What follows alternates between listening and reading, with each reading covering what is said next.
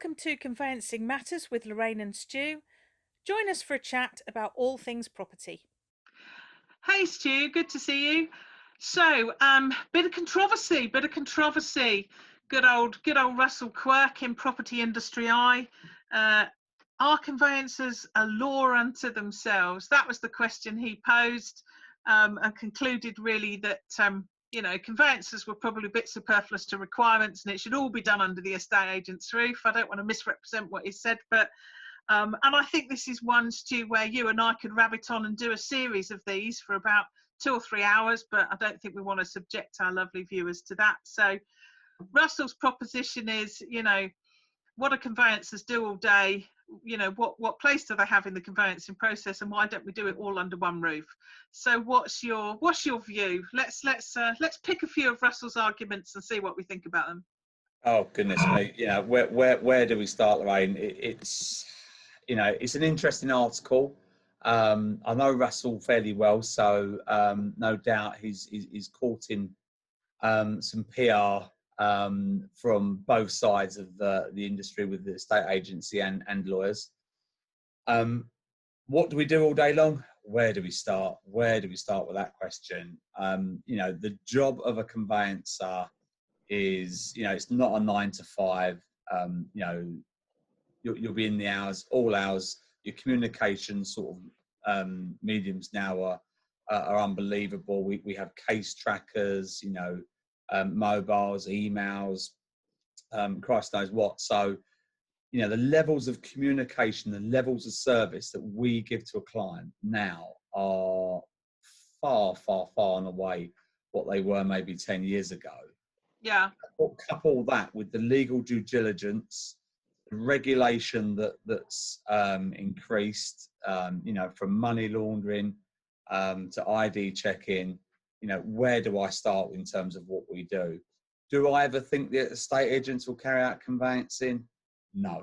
Well, Stu, maybe you and Russell are too young and gorgeous to remember, but I'm certainly neither of those things. And 25, 30 years ago, estate agents and solicitors were under the same roof. In actual fact, the place I did my training, or articles as they were then, I'm slightly old and embarrassed to admit, that was a firm that did that. And that whole model crashed and burned. Well, it didn't crash and burn without reason. Russell, bless him, would probably say, well, it crashed and burned because all the conveyancers were rubbish. But, that has been tried. And it wasn't massively successful. And I'm not sure quite how the current proposition would be any different. But, one of the questions Russell poses, and I think it's a brilliant article because it's really provocative and it provokes debate. I bet sneakily he doesn't believe all of it. But, or maybe he does. But one of the questions is, as you said, well, what do conveyancers do all day? Well, on behalf of the conveyancing community, I have got to say, take lots of calls from agents that they'd rather not be taking. That's one of the things that a lot of conveyancers do every day, quite frankly. And I think that does have to be said, to be fair. I think also, if I just slightly interrupt you here as well. You do. There are many different agents that are far more diverse than they ever have been before, from the online to the traditional. And I'm not saying this is a one size fits all, but there are agents out there that will ring us, we'll give them an update, they will act on the information, they'll chase things up, and they're of great assistance to us. Equally, there are agents that will ring us up, ask us for a snippet of information. They will interpret it completely incorrectly to the client. They won't chase things. They'll ring up the next day asking whether there's any update, which there isn't. So estate agents have changed a lot in the last 10 years. They're not all of the same ilk that they once were. And I think Russell comes from a point where, he is sitting on a sort of podium insofar as he's done both. He's done the traditional estate agency, he's done the online estate agency. But what maybe Russell wouldn't appreciate so much when we say that we don't want to take calls from estate agents is not necessarily that, it's the pointless calls. That's the key. And maybe Russell wouldn't appreciate it because he's got plenty of experience. He's not going to call us asking for updates that don't apply or there's no need to. So Russell would be the experienced estate agent that would have more ilk, but it's not all that are like that.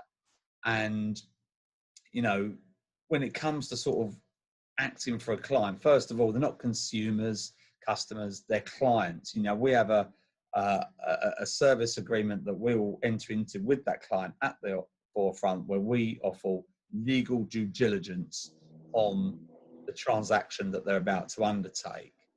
We have numerous roles within our job. We'll be looking at people's title to look at rights of way, covenants, and that's just to start with. All of that knowledge would be gained by a qualification and years of experience. I know the estate agent industry haven't been overly happy, or certainly a large proportion of it hasn't been overly happy with, you know, their need to obtain qualification. Yeah. You know, to do conveyancing, that's what an estate agent wouldn't, you know, the road they would need to go down. They would need further qualification and so on and so forth. You've got to also bear in mind that as a law firm, one of the issues that really impact us are lender panels and being able to act for certain banks. These banks have set criteria and standards that we all have to adhere to be on their panel to enable us to act for the bank. It's not as easy as just anybody just all of a sudden becoming a property lawyer and being able to do that. So not only is there the, you know, the regulation, the hoops that we have to jump through, you know, there's lender panels and other things that maybe people wouldn't appreciate. So I just can't see how that would ever work. Yeah, I mean, I think you've hit the nail on the head there, Stu, because one of the phrases, one of the threads throughout Russell's article is he refers to consumers. And as you've said, fundamentally for us, they're clients, they're not consumers. Okay, they are consumers of our services in the broadest sense. But of course, also, and I do bang on about this a lot when I'm training, and I do get really boring. I bore myself, to be honest with you, Stu, sometimes. So, Never. you know, but again, it comes back to this point that we have, you know, touched on other of these chats, that, you know, the conveyancer is properly insured, which fundamentally means that the client is properly protected. And the whole premise is of regulation of legal services is the idea that the member of the public, the home buying, selling, you know, home selling and buying public that you and I deal with every day, Stu, don't suffer loss at the hands of their conveyancer, be it a licensed conveyancer or a solicitor, because we're properly insured. And I kind of slightly posed the question, and you know, for all the fantastic, brilliant agents that I know out there, some of whom, you know, I know and love dearly, and I don't include in this at all, but the question has to be posed, you know, if a client is a bit jinked off with their estate agent, what do they do? What redress have they got? And the answer to that question is not much. You know, if a client is concerned about you or me or our level of service due, what can they do? Well, they can invoke our detailed complaints procedure. Then if we, you know, if they're not satisfied with the outcome, you know, they can go to the legal ombudsman, and we'll pay 400 quid for the privilege of even having that file looked at. The ombudsman can give redress against us and our firms up to now something like 50k. In addition, if we've been negligent and got the law so wrong that the client has suffered loss, our indemnity insurance will again step in to make sure that they don't suffer loss. And if you and I have done anything that bad, Stu, well, we run the risk of losing our practicing certificates. But that is the protection that the members of the public get through using a regulated, you know, in our scenario, conveyancers. But, you know, I would say the same with will writing. I mean, you know, I would get on my high horse about that too. So as I say, I do think, you know, I love Russell's article because it really does, as I say, provoke thought. And I'm sure he wants to provoke, you know, a loud and vociferous response. And I definitely don't want to sound, you know, unresponsive to the need for change. But I'm simply not convinced that sticking everything under the, you know, under an estate agent's roof is anywhere near the answer, you know, for Right? all the reasons that Do you you've think, come up with. yeah, do you think maybe there's a conflict of interest there as well? Oh, hugely. I mean, You know, absolutely. Of course there is. exactly. You know, the estate agent's remit is obviously to sell that property and then see that sale through to its conclusion. Well, of course, there may be reasons where, you know, a buyer isn't able to do something or do something quickly. As a lawyer acting for a buyer, we may be party to information that the vendor and the estate agents aren't allowed to know. You know, that person could have a trouble with could be in trouble in terms of obtaining their mortgage offer. They might need another couple of months to come up with a final sum of money for their deposit. Yeah. So there's often reasons why, often reasons and information that we're party to that we're not allowed. We're particularly, you know, or specifically instructed by that client not to pass that information on. So, you know, what happens in these kind of circumstances? Yeah, I mean, that's a really brilliant point, actually, Stu, the whole conflict, confidentiality thing. And again, something I sort of rabbit on about is, you know, and I'm now very careful, for example, about what I'm prepared to say to a client by email, which again, I know people are going to sort of perhaps shout at the screen and say, oh, my word, Lorraine, you know, you old bag. But I often say to a client now in an email, please note that this is my advice to you and it's not meant to be sent to anybody else, because I know full well that somebody is just going to forward it to everybody. And again, it does become, and that information is just going to go up and down the chain. And that's my advice to my client about that point. So I'm really, really careful about that. If the client chooses to do something with that information or pass it on, but that also means that I'm quite careful about what I put in emails. So, you know, I'm when you think about the logic, you know, we could act for a buyer. The buyer says to me, Stu, I've got a problem with the mortgage offer. I can't quite get it over the line. I need another month's pay slip or whatever the scenario may be. I can't quite get it over the line. Now, if that information was to fall in hands of the seller who's got other buyers interested, potentially at a higher price, and the estate agent was also aware of that, you know, where do we define whom's acting for whom? And I just can't see anything but a big can of worms, again, a conflict of interests, whereby, you know, the whole basis of the conveyancing system is that each individual party is individually represented. And as a lawyer, you act in, you know, on that client's best interests.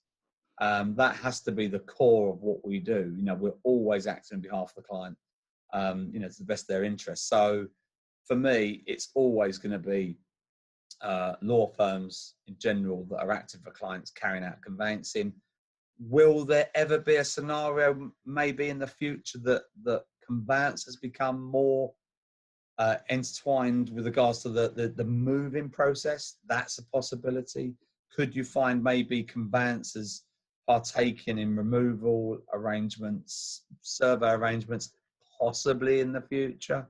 There may be a way that could be looked at, but insofar as law being dealt with by estate agents, I don't think it's a goer. I think it creates a conflict of interest, so it's not one for me. Yeah, I mean, I think absolutely right. Even if you've got the conveyancer, you know, a qualified conveyancer under the estate agent's roof, and I think that was probably the problem, you know, when it was tried, you know, quite a few years ago. And I know our sort of whole, you know, legal landscape has changed dramatically since then, you know, with the permission, you know, allowing ABSs and all the rest of it. But I think you're absolutely right, Stu. And as I say, it's the blurring of the lines that bothers me, and also fundamentally what bothers me. Oh, I'm sounding like a hectoring old cow, aren't I? But what bothers me also is the issue of, if we're going to provide more service, who's going to be prepared to pay for it?